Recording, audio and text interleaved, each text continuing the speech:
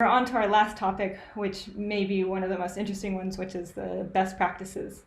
Um, I think we've already talked about a lot of these, so I'll try to go through quickly because I can see we're already kind of short on time. So we've already talked about trying to build trust with the respondent.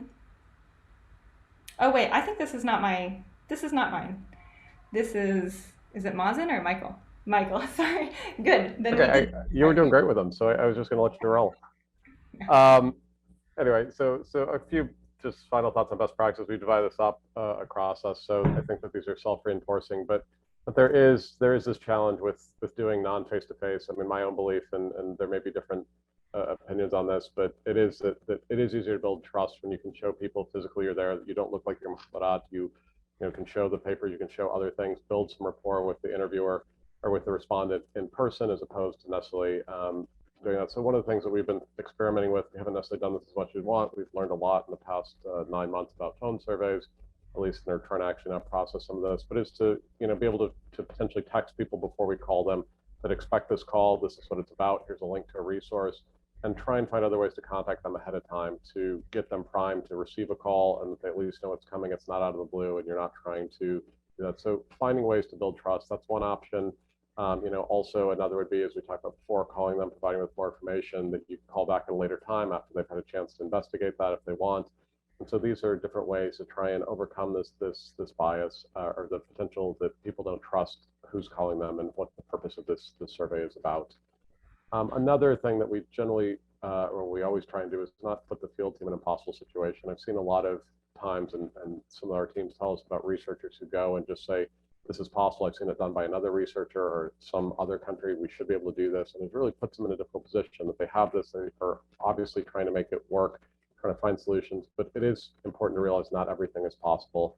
It's not always possible to do the research question. We often confront this, and typically we either try and find another solution, taking the feedback from the survey provider seriously, thinking through what they can do, what they can't do, because we don't want an interviewer or a respondent put in a situation where we're not going to get quality data. So if they're uncomfortable, if they're not feeling that this is possible, we need to find a different solution. And sometimes that is simply removing it, that the item can't be asked because it's either too sensitive or it's not the right on the phone or the mode is challenging. And then tailoring the questionnaire, this is in the same position to what is necessary, or what to design what is necessary. So sometimes that's reducing it, that we do see that obviously if you've gotten through 20 minutes of a 25-minute questionnaire and people are dropping off, it is really frustrating for the field team that that is something that needs to be thought about. And there is feedback. We sometimes take feedback with the pretest, and then if things go on, we can make adjustments if we have to. It's not ideal, but always taking that seriously.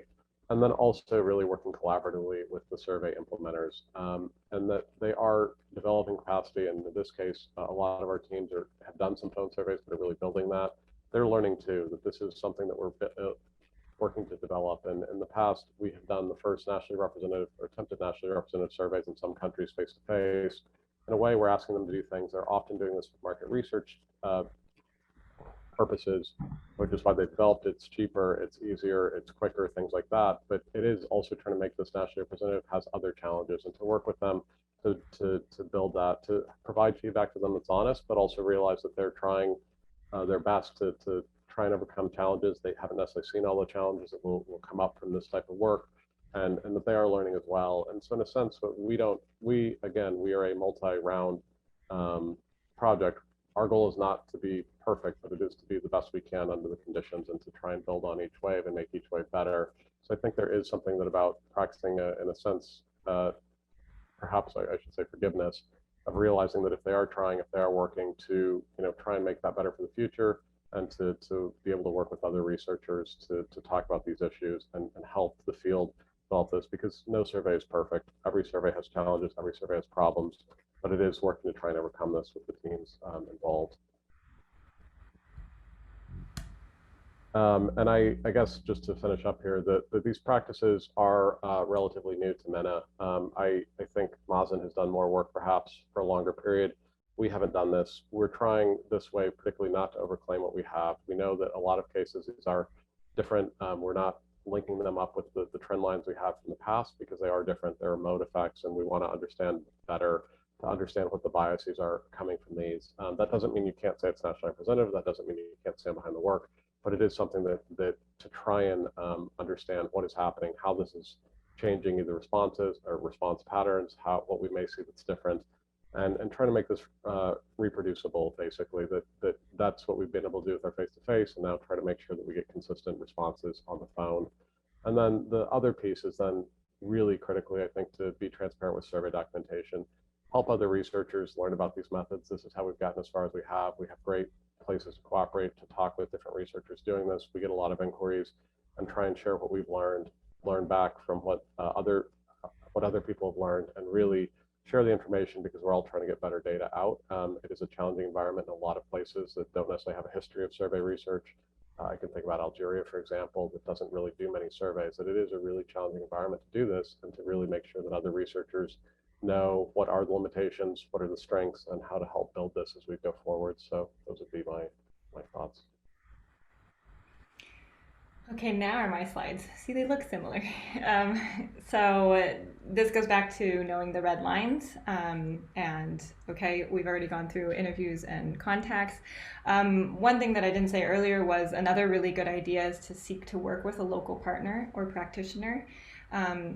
If you do go down this route, first off, treat them as an equal, and value that they have different sort of potentially research knowledge and research skills than you do, and also think about that for them something like co-authorship would be potentially quite valuable.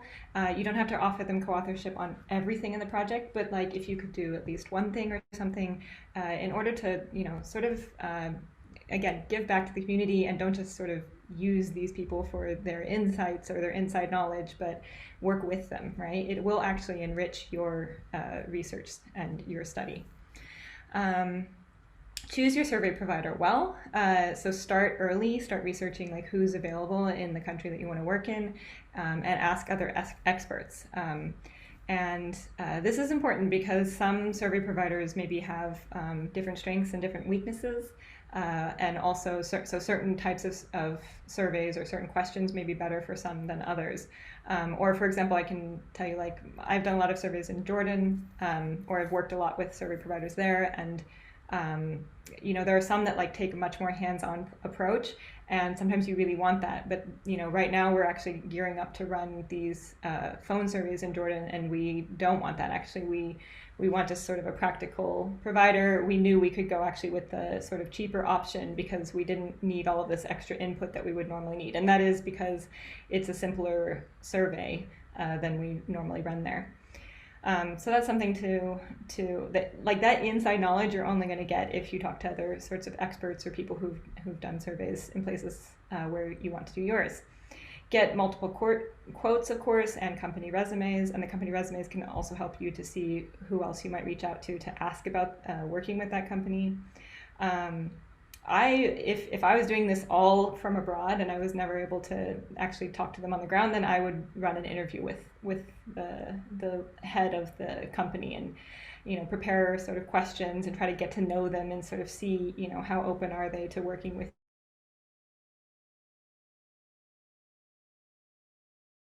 things like suspected malfeasance. So can you guys hear me? My internet is showing as unstable. Okay, so for example, if you do find that, like for example, you could find, okay, my survey takes 25 minutes, but everyone is finishing in 8 minutes, and it's showing completed surveys, what's going on? You could look back and maybe you find like it's 1 or 2 surveyors out of maybe 20 that are working for you that tend to have these 8-minute surveys, and they're dragging it down. So then you would need to talk to sort of, that's something that you should think through, like what would I do in that situation? And I would even ask in this interview to the provider, like if this were to happen, what is your procedure? And usually it would be something like they'll talk to the interviewer, they'll try to decide if the interviewer needs to be unfortunately let go, but then and that might be also they have callbacks or something to the respondent to see if they were actually contacted. And then, I've had, before we had this happen in Jordan, where about 200 surveys were lost due to this sort of thing, and the survey provider redid those surveys for us. So that's like the gold standard, and that's what you would want. And you'll want to also keep very good logs then of what's happening in the field. And so something like that you definitely want to keep track of, and then you'll note later on, okay, these 200 interviews were deemed no good, and we had to go back in. Be very involved. So everything from the sampling design, know how the company is doing it. If they're telling you, I'm giving you a representative sample, you need to get into the nitty-gritty of how did they get there. Even if you're not a sampling expert, you should know, you should be able to lay it out in your paper. This is how they chose the people. And then that also helps you to know the limitations or maybe the unrepresentativeness of it. Training, I always try to run training with my interviewers, and again, that also helps with tracking or having this rapport with them. And also definitely pilot. So I would do a smaller sample before you run your whole survey. Facebook actually creates a new sort of awesome possibility here if you know, it's not representative, but it depends on what you're trying to pilot, but you could get some very easy responses to some of the questions you may have. And the nice thing about Facebook is it's really cheap, and it can happen in a matter of like a week. You know, it's really, really quick. This is kind of a lot, and I think we're running out of time, so I'm gonna blaze through it pretty fast. But build in suggestions and questions to ensure that the respondent is alone and comfortable. So you can see some examples there. I already talked about piloting. Allow the respondent to have questions or experimental prompts read more than once. So I've been building that into my conjoined experiments more and more nowadays, where there's somewhere where either they can see the prompt again if I'm asking multiple outcome questions, or I also tell the surveyors, you know, if the person seems to be having trouble, you can say, you know, would you like me to read that question again? We also often add enumerator follow-up questions. So this is after the survey is done, then you can add some questions just to the enumerator and say, you know, did the respondent seem like they were uncomfortable? Were there other people around? And who were those people, etc. Michael already talked about asking input from the local teams. In my trainings, I always go through the entire questionnaire, and I have them help me also decide if translations are done correctly, also if they have any suggestions or things, you know, any thoughts on the questions. And that's always been really super helpful. You should build a monitoring system as the data is coming in. So again, like what I talked about, like monitoring like the time. So I caught that that problem in Jordan pretty early on, even though it was 200 surveys. And so we were able to you know, stop it and then fix the problem. And that's really important. And I think Michael also talked about that. Having frequent check-ins with team members. And checking for these sorts of, you know, prevalence of all one type of answer, especially refusals. And so you can sort of look at the average responses and then compare if, for some reason, maybe one enumerator is getting a lot of I don't know or refuse to answer. Yeah, and then the post questionnaire, you can try to include representative stats in your survey in order to try to compare it to other large and representative surveys, or also for weighting purposes. Obviously, we've said this many times, but be honest about your limitations and track all these sorts of decisions and hiccups along the way. It's good just to be transparent and honest, and no research is perfect. So I think that's really important to remember.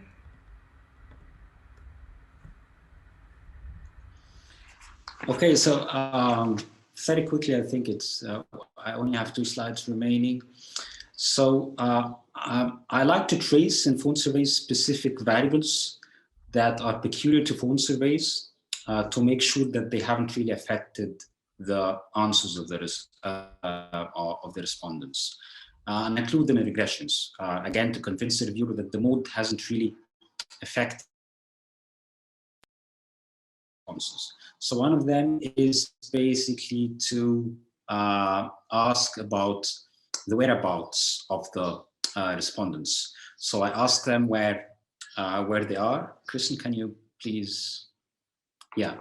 So are you at home, work, means of transportation, or public place? I'm interested to see whether those are in a public place or work or means of transportation have significantly different answers, especially when it comes to the sensitive questions. Hopefully I wouldn't get any significance on all these variables. I also like to include this. So the number of times the call was disconnected, because this is sometimes irritating. And it means that if the connection gets lost 1 or 2 times, then the respondent just wants to finish the phone call after the interruption very quickly. So I want to make sure that the quality of the call did not affect the responses. So again, I trace this, including the regression, to make sure that this hasn't significantly affected the answers. I also, to control for interviewer fatigue. So I ask about, Kristen, can you go to the next? I'm sorry about this animation. It proved to be a very bad decision. So the complete interview was the call number what of the interviewer, because I mean, there is this assumption that if this is the 20th phone call of the interviewer, then maybe the interviewer is getting really tired and even verbally asking the questions clearly. So I want to control for this. Sometimes we implemented this. If a question really requires thinking, especially maybe after listening to an audio prime, then I asked the survey organization to record the time of the answer, basically. So in order to make sure that the answer wasn't made immediately after the question was answered, which means it took the respondent less than a second to answer, which means that he or she hasn't really given much of thoughts about the answers. So that's sort of a quality check. Again, I've used some phone surveys and running some experiments where the prime has been an audio prime. So of course, you have to ask respondents whether they heard clearly or not. And if no, then you have to repeat it again. I do not allow respondents to continue basically the questions unless they clearly hear the audio. This is something that I've done only recently, which I think is a good thing. So I asked the narrators to basically record interesting remarks that some respondents say on a sheet of paper or something like this. So it's not really recording the data sheet. So I do not want the qualitative data to disrupt the data file. But I want to get the feel of how respondents answer. So for example, well, one respondent said, well, does the government really need to know what I think? If you ask about approval of the government's performance, well, tell them the prices are too high and we can't live like this, and then they hang up. I don't want to talk about politics, okay? So that's good. Instead of just recording, don't know, refuse to answer the political questions, because this is more or less a feeling that is communicated to the narrator. And again, well, this is about quality of education, and then respondents, especially recently, have said, well, kids have forgotten about education since COVID, their minds have fasted, etc., etc. So I do not necessarily use all these comments. Sometimes I use them just in a footnote or something like this, especially if this is commissioned research, not just purely scientific or academic research for peer-reviewed publications, but they're interesting. And this is a question, well, I mean, if people say negative comments, like the first comment up there, and basically hang up. So do you report this? How do you deal with this? This is clearly a response, okay? But it's not, of course, an interview. So it has not been recorded in the data file. But I want to make sure how many people said so. And maybe I think ethically I would, well, I mean, to give the reviewer a complete view, I want to report it somehow. Now, this is an interesting question. Well, how ethical it is to listen to some interviews yourself. You could treat yourself as one of the quality control people, which allows you to listen to the interviews, but you're not the quality control person, you're the researcher, and maybe, well, you'll certainly get some feedback and feelings communicated from the interviews you've listened to, and the respondent does not know that you're listening. It's not that, I think it's not a huge problem. But some people have raised concerns about whether whether is it ethical or not that the respondent does not know that it's not just that the emulator is asking the question, but someone else, actually the principal investigator, is listening in.